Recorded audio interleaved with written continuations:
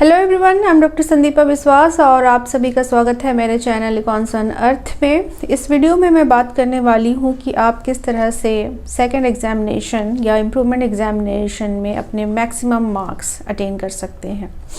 तो कई बार ऐसा होता है, बहुत सारे रीज़न्स के वजह से हम जो मेन एग्ज़ाम है उसमें हमारे नंबर एज़ एक्सपेक्टेशंस हम नहीं ला पाते हैं, बट यूनिवर्सिटीज़ हमें दूसरा मौका देती है कि हम अपने नंबरों को बढ़ा सकते हैं, उससे इम्प्रूव कर सकते हैं। तो बच्चों के मन में कई बारी क्वेश्चंस आते हैं कई सारे कि क्या इम्प्रूवमेंट एग्ज़ाम देना चाहिए कि नहीं देना चाहिए, क्या हमारे रिज़ल्ट पे स्टार बन के आएगा या सेकेंड एग्ज़ामिनेशन लिख के आएगा या इम्प्रूवमेंट एग्ज़ामिनेशन लिख के आएगा। तो इन सब बातों को सोचकर बच्चे बहुत कंफ्यूज रहते हैं कि क्या आगे जाकर किसी इंटरव्यू में इसका असर पड़ेगा कि नहीं पड़ेगा एक्सेट्रा। तो वन बाय वन मैं जो है इन सारे क्वेश्चंस का आंसर दूंगी। और मैंने भी एक बार इम्प्रूवमेंट एग्ज़ाम दिया था, तो अपने एक्सपीरियंस से मैं बताऊंगी कि आप मैक्सिमम कितना नंबर अपने इम्प्रूवमेंट एग्ज़ाम में, अपने सेकंड एग्ज़ामिनेशन में आप बढ़ा सकते हैं। तो वीडियो में बने रहिए, लास्ट तक देखिएगा। और अगर आपने मेरा चैनल सब्सक्राइब नहीं किया है अभी तक तो कर लीजिए। तो बच्चों, जो ये सवाल है कि क्या हमें इम्प्रूवमेंट देना चाहिए कि नहीं देना चाहिए, तो अगर आपको लगता है कि आपके जो नंबर हैं, आपके एक्सपेक्टेशंस या आपकी एबिलिटीज़ के समकक्ष नहीं है, आप उसे बढ़ा सकते हैं, तो डेफिनेटली आपको इम्प्रूवमेंट एग्ज़ाम देना चाहिए। ये आपके रिज़ल्ट को, ओवरऑल रिज़ल्ट को इम्प्रूव करेगा, जो कि बहुत इम्पॉर्टेंट है।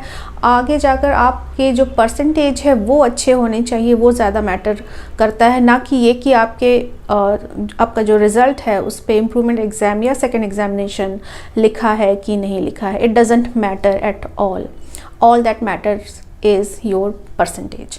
ठीक है, तो आपको अगर लगता है आप में एबिलिटीज़ है या आप टाइम मैनेज कर सकते हैं, तो आपको इम्प्रूवमेंट ज़रूर देना चाहिए। ठीक है, और अगर आप जहाँ पर ये क्रिटिकल होता है, जैसे कि अगर आप इम्प्रूवमेंट देकर अपने डिवीज़न को चेंज कर सकते हैं, जैसे second division to first division आप आ सकते हैं या थर्ड टू सेकंड जंप कर सकते हैं, तो आपको ज़रूर देना चाहिए। वहाँ पर ये एक तरह से मैं कहूँगी कि मैंडेटरी है, क्योंकि ये आपके आगे के फ्यूचर को बहुत ही इम्पैक्ट करने वाला है। ठीक है, दूसरी बात कि मैक्सिमम कितने नंबर ला सकते हैं और कौन सा पेपर हमें चूज़ करना चाहिए एग्ज़ामिनेशन या सेकेंड एग्ज़ामिनेशन के लिए। तो मैक्सिमम कितने मार्क्स ला सकते हैं ये आपकी मेहनत पर डिपेंड करेगा। जो चीज़ें आप पहले नहीं कर पाए हैं, हो सकता है कुछ सोर्सेज आप एक्सेस नहीं कर पाए हैं, आपने बात नहीं की अपने सीनियर से या टीचर से, तो अगर आप अब वो करते हैं, उसे आप करके आप अपने नंबर को बढ़ा सकते हैं। और पेपर कौन सा चूज़ करना चाहिए जिसमें मैक्सिमम आप अपने टैलेंट को या मैं कहूँगी अपनी मेहनत को आप उसमें एक्सप्रेस कर सकते हैं।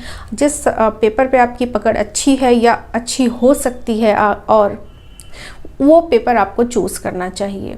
इसका एग्जांपल मैं अपने एक्सपीरियंस से दूंगी। एमए प्रीवियस में मैंने इम्प्रूवमेंट एग्ज़ाम दिया था, क्योंकि कुछ पर्सनल रीज़न्स के वजह से मेरी पढ़ाई उतनी अच्छी नहीं हो पाई थी। मैं 35 किलोमीटर्स जो है डेली अप डाउन कर रही थी, और उसके बाद जो क्लासेस है वो रेगुलर नहीं हो पा रही थी, क्योंकि पहले मैं भी इम्प्रूवमेंट नहीं देना चाहती थी, लेकिन सेकंड डिवीज़न मुझे एक्सेप्टेड नहीं था। तो फिर मैंने सोचा कि चलो देते हैं, क्योंकि यही एक तरीका है मुझे फर्स्ट डिवीज़न मेरा बनाने का।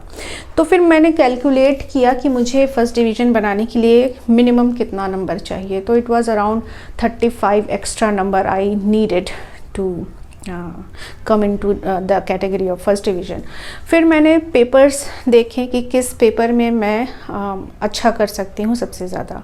तो मैक्रो इकोनॉमी का पेपर था और ये आपका पब्लिक फाइनेंस का पेपर था, जिसमें मेरे कम नंबर आए थे, और दोनों में ही नंबर सेम थे। देखिएगा, दोनों में ही नंबर सेम थे, 54 नंबर था आउट ऑफ 100। तो मैंने देखा कि मैं मैक्रो इकोनॉमी में ज़्यादा नंबर गेन कर सकती हूँ अगर मैंने अच्छे से मेहनत कर दी तो। ठीक है, और मैंने टारगेट रखा कि मैं 80 नंबर आउट ऑफ 100 लेकर आऊँगी, ताकि मेरे फर्स्ट डिवीज़न सिक्योर हो जाए, मेरा फर्स्ट डिवीज़न सिक्योर हो जाए। ठीक है, ताकि फाइनल ईयर में मुझे टेंशन ना रहे। तो मैंने बहुत मेहनत की मैक्रो इकोनॉमी के बहुत सारे जो बुक्स हैं वो मैंने एक्सेस किए, वो पढ़े मैंने, नोट्स बनाए उसी दौरान। और मैक्रो इकोनॉमी में आप बहुत अपने आप को डाइवर्सिफाइड तरीके से आप एक्सप्रेस कर सकते हैं अपने आंसर को।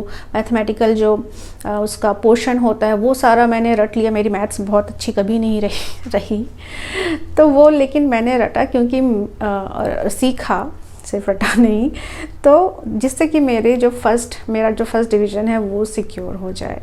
तो अभी मैं आपको अपना जो रिज़ल्ट है वो भी मैं आपको दिखाती हूँ कि मैं झूठ नहीं बोल रही हूँ। और झूठ बोलने के अलावा जो आपको है विश्वास है, ट्रस्ट, जो मैं कह रही हूँ वो सही है, वो आप देख सकते हैं। तो बच्चों, ये है मेरी एमए प्रीवियस की मार्कशीट, और ये देख सकते हैं आप मैक्रो इकोनॉमिक्स में मैंने सेकेंड एग्जामिनेशन में 80 मार्क्स गेन किए थे आउट ऑफ 100, और पब्लिक फाइनेंस में मेरा 54 था, और मैक्रो इकोनॉमिक्स में भी जो मेन एग्जामिनेशन था उसमें 54 आए थे। तो मैंने 36 नंबर यहाँ पर गेन किए थे। 6% मेरा टोटल, एक ही पेपर में इम्प्रूवमेंट देने से मेरा बढ़ गया था और टोटल मेरा 371 बन गए थे, जो कि पहले 335 था, 55 पॉइंट समथिंग, और फिर ये यहाँ मेरा 61 समथिंग बना था। तो यहाँ पर ये छोटा सा लिख के आता है सेकंड एग्जामिनेशन रिज़ल्ट, लेकिन इसका कोई असर नहीं पड़ता है। और ये प्रीवियस एग्जामिनेशन की मेरी मार्कशीट है। तो में मैंने 759 मार्क्स गेन किए थे, और यहाँ पर मेरा कोई भी सेकंड एग्जामिनेशन वगैरह कुछ भी नहीं लिखा हुआ था, और हर जगह फाइनल एग्जामिनेशन की ही मार्कशीट मांगी जाती है। तो जैसे कि ग्रेजुएशन के फर्स्ट ईयर और सेकंड ईयर में ही आप इम्प्रूवमेंट दे ले, अगर किसी में कम हुआ है तो ज़्यादा बेटर रहेगा।